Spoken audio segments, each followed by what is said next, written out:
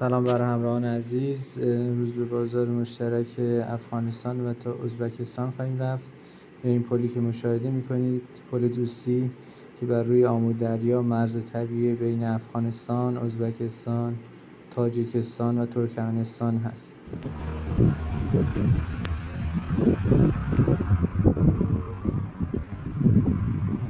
سلام دوستان عزیز، در بازار مشترک افغانستان و ازبکستان هستیم و این قسمت هم که می‌بینید مرکز پزشکی و کلینیکش است که بسیار یک کلینیک مجهز و مدرن داره که تخصص‌های مختلف شما میتونید بیاین از دکتراش استفاده کنید. سلام علیکم، من عبدالوهاب، یک از بحیر شهر مزار شریف. امروز آمدیم به بازار مشترک در مرز پاکستان افغانستان آمدیم که به خاطر تداوی که پایم درد منه دارم که بریم دکتر بریم خود اونجا تداوی کنیم، معاینه کنیم. این کامل یک مرکز خیلی صحی، خیلی خوب مجهز، اما دکتر مجهز است که ما بریم خود تداوی کنیم، صحتمند شویم.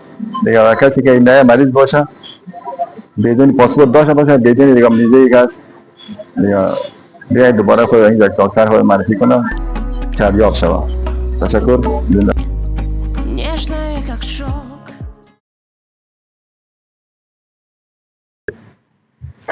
خب در این بازار مشترک قسمت‌های مختلفی داریم که قسمت پزشکی رو بهتون معرفی کردیم.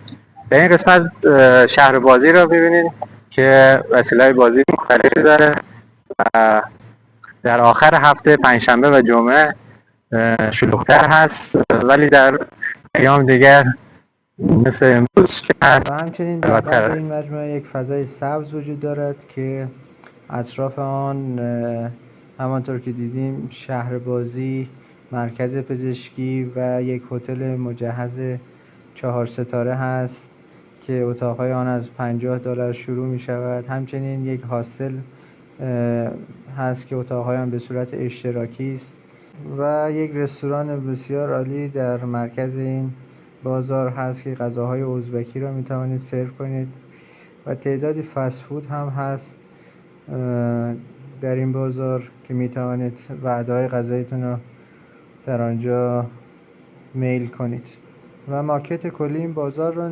تماشا می کنید که بخش‌های مختلف آن را با جزئیات نشون داده است.